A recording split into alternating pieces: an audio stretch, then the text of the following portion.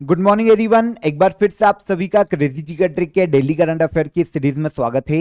तो आज के इस सेशन में हम जून मंथ के करंट अफेयर की सीरीज को आगे बढ़ाते हुए 15 जून के सभी करंट अफेयर को डिटेल में डिस्कस कर लेते हैं। वीडियो में एंड तक बने रहिएगा। पसंद आए तो लाइक और शेयर कर दीजिएगा। चैनल पर पहली बार आए हैं तो चैनल को सब्सक्राइब कर लीजिए। और अगर आपको पीडीएफ चाहिए डेली करंट अफेयर की तो क्रेजी जिगर ट्रिक का टेलीग्राम चैनल आप ज्वाइन कर लीजिए। वहां पर आपको इवनिंग में 6 बजे तक फ्री ऑफ कॉस्ट इसकी पीडीएफ अवेलेबल हो जाती है, तो वहां से आप इसे इजीली कलेक्ट कर सकते हैं। आइए शुरू करते हैं 15 जून के करंट अफेयर को। सबसे पहले क्वेश्चन ऑफ द डे ले लीजिए, कमेंट में आंसर कीजिएगा। हल्ला टॉमस डॉटिर किस यूरोपीय देश की प्रेसिडेंट के रूप में चुनी गई? Second question, AI for good global summit 2024 का आयोजन कहां किया गया? और यूनाइटेड नेशन में भारत की पहली महिला राजदूत के रूप में किसे नियुक्त किया गया? एंड तक वीडियो देखेंगे और क्वेश्चन ऐड ऑन होंगे, सभी को कंपाइल कीजिए और कमेंट में आंसर कीजिएगा। आइए आज के करंट अफेयर का सबसे पहला क्वेश्चन, इंपॉर्टेंट और बहुत ही सिंपल। भारत का राष्ट्रीय सुरक्षा सलाहकार हाल ही में किसे नियुक्त किया गया? तो देखिए, भारत में एक बार फिर से नेशनल सिक्योरिटी एडवाइजर के रूप में नियुक्त किए गए हैं अजीत डोभाल। नाम सुना होगा आपने, काफी फेमस हस्ती है। वैसे तीसरी बार इनको भारत में राष्ट्रीय सुरक्षा सलाहकार के रूप में नियुक्त किया गया है। भारत की जितनी भी सुरक्षा एजेंसी से उनके हेड के रूप में काम करते हैं राष्ट्रीय सुरक्षा सलाहकार, जिनके पद पर अभी अजीत डोभाल हैं। वैसे 2014 में पहली बार इनकी नियुक्ति की गई थी। 2014 में बीजेपी गवर्नमेंट आई थी, आप सभी को पता है। उस वक्त तक शिव शंकर मेनन भारत में राष्ट्रीय सुरक्षा सलाहकार के पद पर थे, लेकिन 2014 में बीजेपी गवर्नमेंट आने के बाद अजीत डोभाल को भारत में राष्ट्रीय सुरक्षा सलाहकार नियुक्त किया गया। फिर उसके बाद से 2019 में भी और अब 2024 में भी भारत के राष्ट्रीय सुरक्षा सलाहकार कौन? अजीत डोभाल। काफी फेमस व्यक्ति हैं। वैसे उत्तराखंड राज्य से बिलोंग करते हैं, लेकिन 1968 के केरल कैडर के एक आईपीएस अधिकारी हैं। कौन? अजीत डोभाल। केरल कैडर हैं और ये बिलोंग करते हैं उत्तराखंड से। इनकी सेवाओं के कारण 1988 में सेंट्रल गवर्नमेंट ने इन्हें कीर्ति चक्र से सम्मानित किया था। ठीक है। इसके अलावा दो और नियुक्ति भी अगर आप याद रख सकें तो छोटी छोटी याद रखिए। जैसे पीएम के प्रधान सचिव के रूप में डॉक्टर पी के मिश्रा की नियुक्ति की गई और नरेंद्र मोदी जी के सलाहकार के रूप में दो व्यक्ति नियुक्त किए गए, अमित खरे और तरुण कपूर। इन्हें भी याद रखिए, एग्जाम में यहां से भी क्वेश्चन पूछा जा सकता है। इंपॉर्टेंट है जो नियुक्तियां वो यहां पर मैंने आपको बता दी। ओके, आगे बढ़ने से पहले आज का ऑफर ऑफ द डे बता देता हूं आप सभी को। तो आप सभी के लिए देखिए, current affair quiz by language available है, जहां पर आपको 10,000 से ज्यादा एमसीक्यूज, ऐसे सभी क्वेश्चन जो कि बहुत ही इंपॉर्टेंट है करंट अफेयर के, और आने वाली एग्जाम में डेफिनेटली आपको यहां से क्वेश्चन आएंगे। ओके, काफ़ी हमारी जो टीम है, जो हमारी एक्सपर्ट टीम है, काफ़ी मेहनत करके उन्होंने करंट अफेयर की इस क्विज को तैयार किया है, जहां पर 10,000 प्लस एमसीक्यूज को कंपाइल किया गया है, ताकि कोई भी करंट अफेयर, चाहे वो कहीं का भी हो, कैसा भी हो, एग्जाम में बाहर ना जाए। तो बहुत ही इंपॉर्टेंट है, अगर आप किसी भी एग्जाम की तैयारी कर रहे हैं स्टेट में या सेंट्रल में, तो आपके एग्जाम के पॉइंट ऑफ व्यू से ये करंट अफेयर क्विज बहुत ही इंपॉर्टेंट हो जाता है आप सभी के लिए। काफी नॉमिनल चार्जेस में आज के लिए आपके लिए अवेलेबल है। लिंक आपको नीचे डिस्क्रिप्शन में दी गई है, उस पर क्लिक करके आप डायरेक्टली इसे जाकर अवेल कर सकते हैं। तो करंट अफेयर क्विज है, लैंग्वेज का प्रॉब्लम नहीं होगा, बायलैंग्वेज है, तो आप किसी भी मीडियम से तैयारी कर रहे हैं आपका काम हो जाएगा। ओके, और कोई भी प्रॉब्लम आती है तो नीचे हेल्पलाइन नंबर दिया गया है, कॉल कीजिए और अपनी क्वेरी आप यहां पर सॉल्व कर सकते हैं। सेकेंड क्वेश्चन पर आइए। किस भारतीय चेस खिलाड़ी ने इंटरनेशनल चेस फेडरेशन के world under 20 girls chess championship का खिताब जीता है? Under 20 girls chess championship, okay, FIDE, मतलब इंटरनेशनल चेस फेडरेशन का ये है FIDE।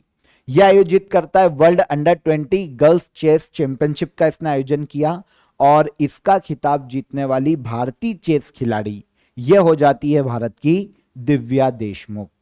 काफी इंपॉर्टेंट क्वेश्चन है, क्योंकि एग्जाम में क्वेश्चन ये भी आ सकता है कि दिव्या देशमुख किस खेल से संबंधित है। तो यह हो जाती है किससे? चेस से। ठीक है ना, यहां पर आप इमेज देखेंगे तो आपको क्लियर हो जाएगा। आयोजन कहां किया गया? तो इस चैंपियनशिप का आयोजन हुआ है गुजरात के गांधीनगर में। ओके, और भारत की ग्रैंड मास्टर है दिव्या देशमुख। इन्होंने FIDE वर्ल्ड अंडर 20 गर्ल्स शतरंज चैंपियनशिप का खिताब अपने नाम किया। अब यहां पर क्वेश्चन यह भी आ सकता है किसको हराकर, तो दिव्या देशमुख ने बुल्गारिया की चेस खिलाड़ी बेलोस्लावा क्रास्तेवा को हराया और इनको हराकर यह खिताब अपने नाम किया। अब भारत की चेस प्लेयर दिव्या देशमुख किस राज्य से बिलोंग करती है? तो यह बिलोंग करती है महाराष्ट्र राज्य से। 2021 में इन्हें महिला ग्रैंड मास्टर घोषित किया गया था भारत की, ठीक है, चेस ग्रैंड मास्टर 2021 में। डन। तो दिव्या देशमुख ने हाल ही में FIDE world under 20 girls chess championship का खिताब अपने नाम किया, जिसका आयोजन गुजरात के गांधीनगर में किया गया है। ओके, थर्ड क्वेश्चन, किस राज्य सरकार द्वारा मुख्यमंत्री मन्नुयर काथू मन्नुयर कप्पोम योजना, साउथ इंडिया के किसी स्टेट से, नाम से आपको समझ में आ जाएगा। तो इस योजना को हाल ही में किस राज्य सरकार ने लॉन्च किया? तो एक बार फिर पढ़ता हूं, कोशिश करते हैं पढ़ने की। मन्नुयर काथू मन्नुयर कप्पोम योजना या स्कीम, इसे लॉन्च किया है तमिलनाडु राज्य सरकार ने। आंसर ए, तमिलनाडु की सरकार ने हाल ही में इस योजना की घोषणा की। देखिए नाम से तो साउथ इंडियन नेम है तो आपको समझ नहीं आ रहा है, लेकिन यह याद रखना कि कृषि से संबंधित योजना है। किससे संबंधित? एग्रीकल्चर।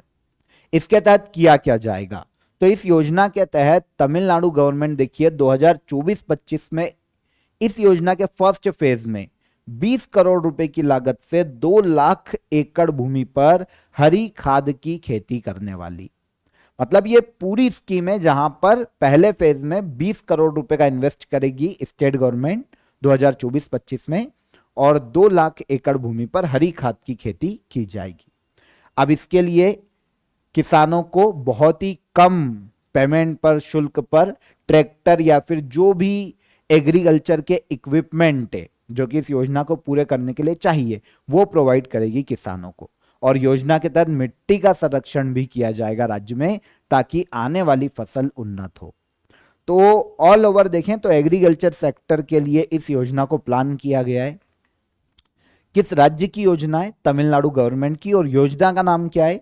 मन्नुयर कप्पोम योजना, या फिर मुख्यमंत्री मन्नुयर काथू मन्नुयर कप्पोम योजना। तमिलनाडु गवर्नमेंट की योजना है एग्रीकल्चर के विकास के लिए। अगला important question, world blood donor day 2024 की थीम क्या है? देखिए पहले तो हमको यह पता होना चाहिए कि वर्ल्ड ब्लड डोनर डे मनाया कब जाता है।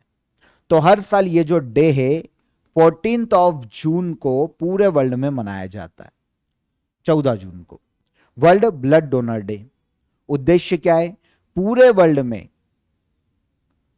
जितने भी लोग हैं उनमें रक्तदान, ओके, ब्लड डोनर मतलब डोनेट करें ब्लड को लोग, इसके लिए जागरूकता फैलाना। वर्ल्ड ब्लड डोनर डे को मनाए जाने का मुख्य उद्देश्य पूरे वर्ल्ड में जागरूकता फैलाना, क्योंकि खून की कमी से हर साल पूरे वर्ल्ड में लाखों लोगों की मृत्यु होती है। और ब्लड आपको पता है एक ह्यूमन बीइंग से दूसरे ह्यूमन बीइंग में ही ट्रांसफर किया जा सकता है, अभी तक बनाने की तो तकनीक है नहीं।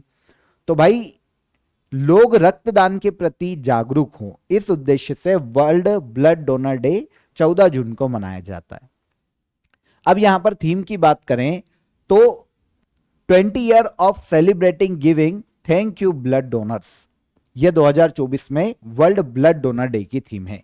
आंसर हो जाएगा आंसर ए। ओके, तो उद्देश्य पता चल गया, कब मनाया जाता है ये क्लियर हो जाता है, और थीम भी क्लियर हो जाती है कि थीम क्या है ना। तो एक बार फिर से थीम रिपीट करता हूं, हिंदी में भी मेंशन कर दी है, लेकिन नॉर्मली एग्जाम में जब थीम पूछी जाती है तो इंग्लिश को ही ऑप्शन में दिया जाता है, तो आपको इंग्लिश में ही याद रखना पड़ेगी। 20 year of celebrating giving thank you blood donors 2024 में वर्ल्ड ब्लड डोनर डे की थीम है। 14 जून को मनाया जाता है, और सबसे पहली बार 2005 में वर्ल्ड हेल्थ असेंबली ने 14 जून को वर्ल्ड ब्लड डोनर डे के रूप में घोषित किया था। अब क्वेश्चन ये भी आ सकता है कि भाई 14 जून को ही क्यों डिसाइड किया गया, या फिर ये डे ही क्यों चुना, 14 जून की डेट को ही क्यों चुना? तो देखिए 14 जून 1868 में कार्ल लैंडस्टीनर का जन्म हुआ था, इनकी बर्थ एनिवर्सरी है 14 जून को। ये कौन है जानते हैं? ब्लड ग्रुप की खोज का श्रेय दिया जाता है कार्ल लैंडस्टीनर को। 14 जून 1868 में इनकी बर्थ एनिवर्सरी के रूप में मनाया जाता है। तो 14 जून को वर्ल्ड ब्लड डोनर डे के रूप में मनाने की घोषणा की गई 2005 में। लैंडस्टीनर को ब्लड ग्रुप की खोज के लिए 1930 में नोबेल अवार्ड से भी सम्मानित किया जा चुका है। ठीक है, ओके। घुड़सवारी में 3 स्टार ग्रैंड प्रिक्स इवेंट का खिताब जीतने वाली भारत की पहली भारतीय घुड़सवार कौन? देखिए, घुड़सवारी में नॉर्मली कम ही जो खिलाड़ी होते हैं उनका नाम सुनने को मिलता है। तो क्योंकि ये पहली भारतीय घुड़सवारी खिलाड़ी है महिला जिन्होंने 3 स्टार ग्रैंड प्रिक्स स्पर्धा का खिताब जीता है, तो आप इनको याद रखिए, यह है भारत की श्रुति वोरा, आंसर बी। ठीक है, 3 स्टार ग्रैंड प्रिक्स इवेंट का खिताब जीतने वाली भारत की पहली भारतीय घुड़सवार श्रुति वोरा। यहां पर इमेज देखेंगे तो यह है श्रुति वोरा। ठीक है, तो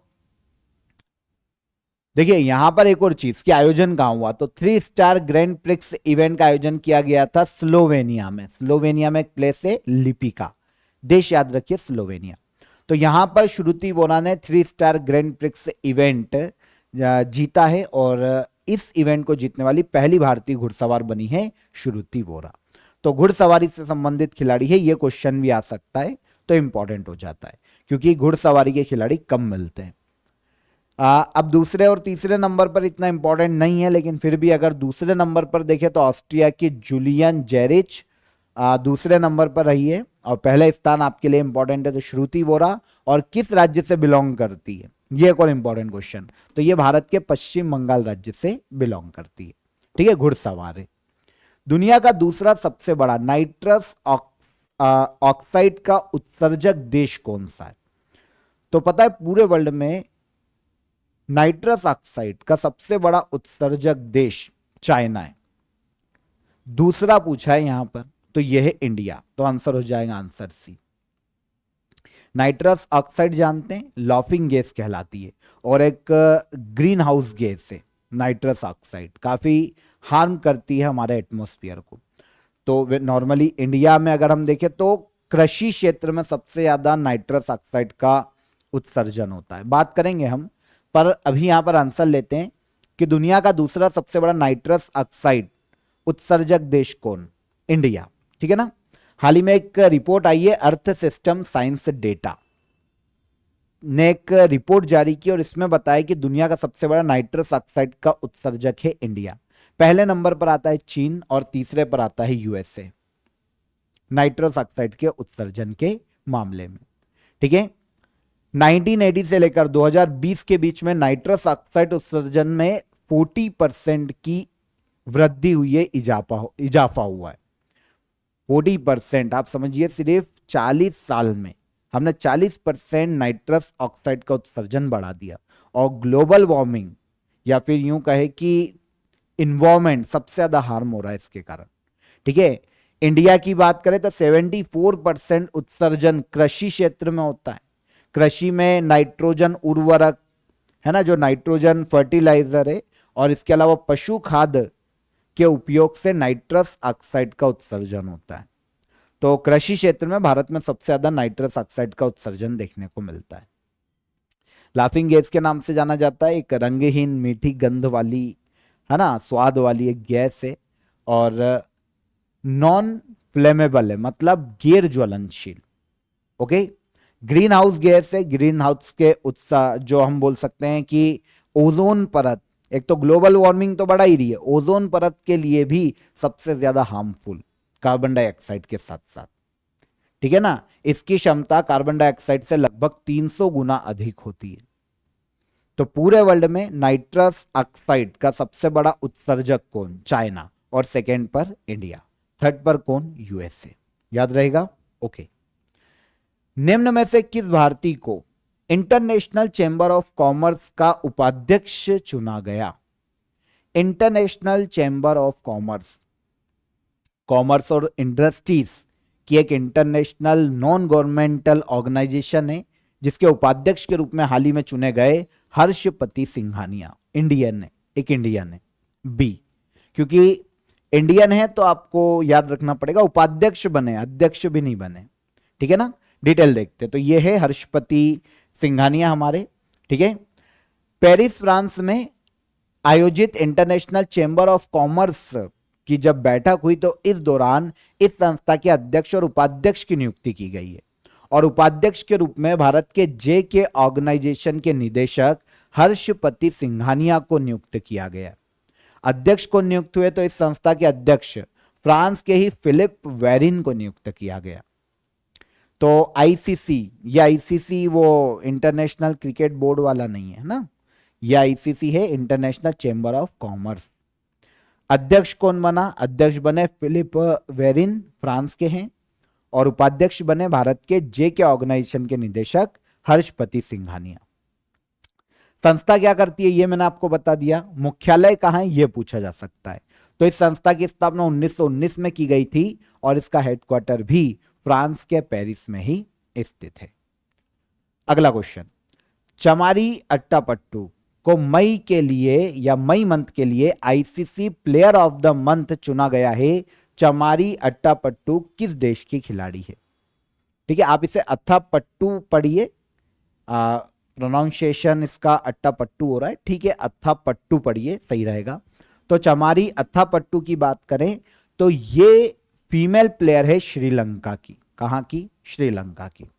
ओके, इन्हें हाल ही में मई मंथ के लिए ICC women player of the month चुना गया। श्रीलंका की महिला प्लेयर, ठीक है। इन्होंने हाल ही में बांग्लादेश के खिलाफ सीरीज में बहुत ही अच्छा प्रदर्शन किया था मई मंथ में, इसलिए मई मंथ के लिए female player of the month कौन बनी? चमारी अट्टापट्टू, श्रीलंका की महिला प्लेयर है क्रिकेट की। और यहीं पर अगर हम मेल प्लेयर की बात करें, male player of the month May month के लिए, तो ये बने हैं गुडाकेश मोती, वेस्ट इंडीज के मेल क्रिकेटर हैं। कौन? गुडाकेश मोती, ठीक है। इन जो साउथ अफ्रीका के खिलाफ वेस्ट इंडीज ने जो सीरीज खेली थी उसमें गुडाकेश मोती का बहुत ही अच्छा प्रदर्शन रहा। तो male player of the month May month के लिए कौन हो गए? ये हो गए गुडाकेश मोती और फीमेल हो गई चमारी अट्टापट्टू, श्रीलंका की महिला क्रिकेट प्लेयर, ठीक है। अगला question, I have the street a Kutti cricket story किस भारतीय क्रिकेटर की ऑटोबायोग्राफी है? तो आई have the streets a Kutti cricket story, ये ऑटोबायोग्राफी है आर अश्विन की, इंडियन क्रिकेटर है ना, बॉलर, स्पिनर बॉलर। ओके, तो आर अश्विन की ऑटोबायोग्राफी को हाल ही में लॉन्च किया गया है। आई have the streets a Kutti cricket story इनकी ऑटोबायोग्राफी का नाम है। हालांकि देखिए आर अश्विन ने संयुक्त रूप से सिद्धार्थ मोंगा के साथ इस किताब को लिखा है। और आर अश्विन के जीवन में क्या क्या हर्डल्स आए जब उन्होंने अपना करियर बनाना शुरू किया, क्रिकेट में वो कैसे आगे बढ़े, और उनकी जो क्रिकेट जर्नी है उसके बारे में आर अश्विन की इस बुक में या ऑटोबायोग्राफी में बताया गया है। तो आई हैव द स्ट्रीट्स किसकी ऑटोबायोग्राफी है? क्वेश्चन यही आएगा। तो ये आर अश्विन की ऑटोबायोग्राफी है, इंडियन क्रिकेटर है। ओके, देखिए काफी सारी क्रिकेटर की ऑटोबायोग्राफी है फेमस, तो एक बार हम नजर डाल लेते हैं। प्लेइंग इट माय वे आप सभी को पता है, सचिन तेंदुलकर की ऑटोबायोग्राफी है। A century is not enough, Saurav Ganguly की ऑटोबायोग्राफी है। 281 एंड बियॉन्ड, वीवीएस लक्ष्मण की ऑटोबायोग्राफी है। The test of my life, Yuvraj Singh, ठीक है। Straight from the heart, Kapil Dev की ऑटोबायोग्राफी है। इन्हें भी याद रखिए, एग्जाम में ये रिपीट होती है, तो यहां पर मैंने इंडियन ऑटोबायोग्राफी जितनी भी है इंडियन प्लेयर की उनके बारे में बता दिया, सब क्रिकेटर। ओके, ठीक है। लास्ट क्वेश्चन देखिए, भारतीय सेना में शामिल किए गए ड्रोन नागशास्त्र 1 को किस कंपनी ने बनाया है? तो एक ड्रोन है नागशास्त्र 1, इसे डेवलप किया है इकोनॉमिक्स एक्सप्लोसिव लिमिटेड, नागपुर की एक कंपनी है, इसने डेवलप किया है, जो कि हाल ही में भारतीय सेना को सौंपा गया, इंडियन आर्मी को सौंपा गया ड्रोन है। ओके, तो भारतीय सेना को ड्रोन नागशास्त्र 1 का जो फर्स्ट खेप है वो पहुंचा दी गई है। किस कंपनी के द्वारा? इकोनॉमिक्स एक्सप्लोसिव लिमिटेड, नागपुर की कंपनी के द्वारा। इस कंपनी ने इस ड्रोन को स्पेशली सेना के लिए डेवलप किया। और यह जो ड्रोन है, नॉर्मली देखिए 30 किलोमीटर की रेंज तक एक्सेस किया जा सकता है इस ड्रोन को, और इसके अलावा 2 किलो से ज्यादा गोला बारूद आयुध ले जाने में सक्षम है। 2 किलो से ज्यादा। आत्मघाती हमलावर के रूप में भी इसका यूज किया जा सकता है। जो भी टारगेट है उसके बीच में भेज दो बम फिट करके, और उस टारगेट के इर्द गिर्द या बीच में जाकर इसमें विस्फोट भी हो सकता है। मतलब आत्मघाती ड्रोन के रूप में भी इसका यूज किया जा सकता है। नाम क्या है? ड्रोन नागशास्त्र 1, जो कि हाल ही में इंडियन आर्मी को सौंपा है इकोनॉमिक्स एक्सप्लोसिव लिमिटेड, नागपुर की कंपनी ने। डन। तो यहां पर 15 जून के सभी करंट अफेयर क्लियर हो जाते हैं। अब हम बात करेंगे लास्ट सेशन के करंट अफेयर के रिवीजन को। ठीक है, रोज हम डिस्कस करते हैं एंड में। तो देखते हैं 50वें G7 समिट 2024 का आयोजन किस देश में किया जा रहा है? बता दोगे? इटली। ओके। अरुणाचल प्रदेश का सीएम किसे नियुक्त किया गया? अरुणाचल प्रदेश के सीएम बने हैं पेमा खांडू। यूनाइटेड नेशन द्वारा 2025 को किस वर्ष के रूप में घोषित किया गया? तो 2025 international year of quantum science and technology के रूप में घोषित किया गया है। ठीक है ना? तो आंसर हो जाएगा यहां पर आंसर सी। संगीत वाद्य यंत्र वादक और शास्त्रीय संगीतकार राजीव तारानाथ का निधन हो गया। इनका संबंध किस वाद्य यंत्र से? तो इनका संबंध है sarod. Answer D. Federation of Indian chambers of commerce and industries, FICCI का महानिदेशक को नियुक्त किया गया? तो फिक्की के महानिदेशक नियुक्त की गई ज्योति विज। उत्तराखंड के कोशा कुटोली तहसील का नाम बदलकर क्या किया गया? तो क्या किया गया? केची धाम। सही है, नीम करोली बाबा वाले। अंतरराष्ट्रीय अल्बिनिज्म जागरूकता दिवस कब मनाया जाता है? तो इंटरनेशनल अल्बिनिज्म अवेयरनेस डे के रूप में मनाया जाता है हर साल 13 जून को। Answer B. Container port performance index 2023 में भारत के विशाखापट्टनम पोर्ट को कौन से स्थान पर रखा गया? तो कौन सा स्थान था? 19वां। चर्चित एक्सोमोस और मार्स एक्सप्रेस मिशन किस अंतरिक्ष संगठन के मिशन है? तो ये यूरोपियन स्पेस एजेंसी के दोनों मार्स मिशन है। लास्ट क्वेश्चन क्या था? मोटोजीपी इंडिया 2025 का आयोजन किस राज्य में किया जाएगा? तो मोटोजीपी इंडिया 2025 का आयोजन किया जाएगा उत्तर प्रदेश राज्य में। डन। अब कल के question of the day answer लेते हैं। हर साल वर्ल्ड मिल्क डे कब मनाया जाता है? तो 1 जून को मनाया जाता है। विवेकानंद रॉक मेमोरियल भारत के तमिलनाडु राज्य में स्थित है। और स्वास्थ्य के क्षेत्र में नेल्सन मंडेला अवार्ड किसके द्वारा दिया जाता है? किस संस्था के द्वारा दिया जाता है? तो यह दिया जाता है WHO के द्वारा। निम्हांस को मिला है, बेंगलुरु का मेडिकल इंस्टीट्यूट है। काफी स्टूडेंट ने वो भी कमेंट किया है, लेकिन क्वेश्चन क्या था? संस्था पूछा गया है, तो ये WHO के द्वारा दिया जाता है नेल्सन मंडेला अवार्ड। ओके, तो बिल्कुल सही आंसर आया है विजय सिंह। वैसे तो सभी के सही आए और काफी स्टूडेंट ने निम्हांस भी बताया, तो बिल्कुल कॉन्ग्रेचुलेट है आप सभी को कि चलिए आप ध्यान देते हैं, करंट अफेयर में अच्छा पढ़ते हैं। तो आज के सेशन में जो भी करंट अफेयर मैंने आपसे पूछे हैं उनका आंसर भी कमेंट में कीजिएगा।